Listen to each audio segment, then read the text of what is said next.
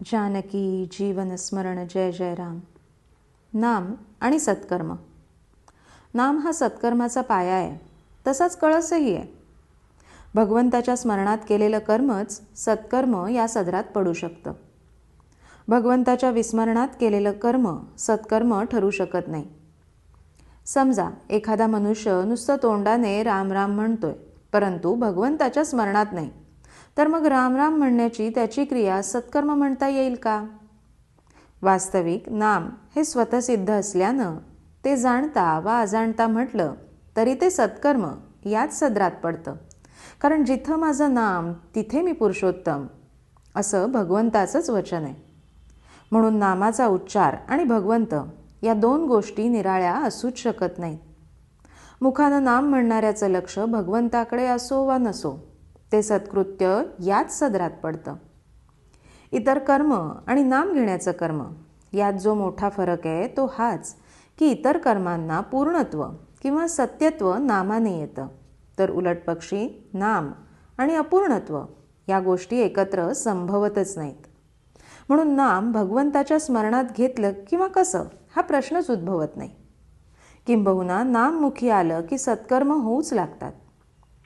मूल झालं की मुलाच्या आईला पान्हा फुटणं, मुलाचं लाड करणं, त्याच्यावर सर्वतोपरी प्रेम करणं या गोष्टी जशा न शिकवता सहजच होतात, तशीच स्थिती नाम घेणाऱ्याची सत्कर्माच्या बाबतीत होते.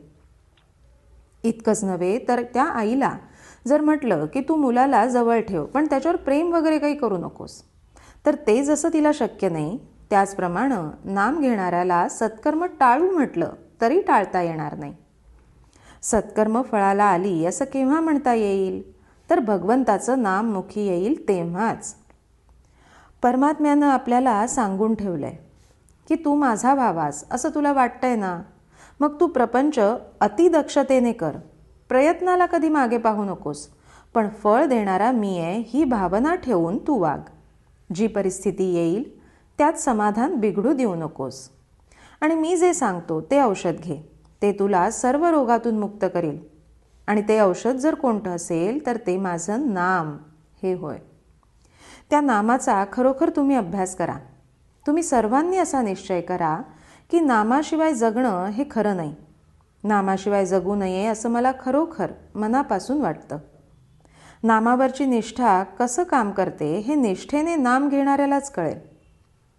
नामाचं प्रेम ज्याला लागलं त्याच्या मागे परमात्मा उभा राहिला हे अगदी सत्य सत्य त्रिवाचा सत्य सांगतो. म्हणून आवडीने आणि प्रेमाने भगवंताचं नाम घ्या.